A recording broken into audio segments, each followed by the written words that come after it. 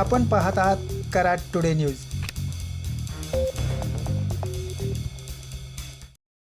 पुणे बेंगलोर महामार्गावर कोल्हापूर नाका येथे सध्या उड्डाणपूल चालू करण्याच्या दृष्टीने महत्त्वपूर्ण असणारा टप्पा हा पुलाच्या भरावाच्या भिंतीमुळे थांबला आहे आणि याच 12.5 मीटर भिंतीच्या उभारणीसाठी मुख्य महामार्गावर सातारा बाजूकडे जाणाऱ्या लेनवर भिंतीसाठी खोदकाम करावे लागणार आहे।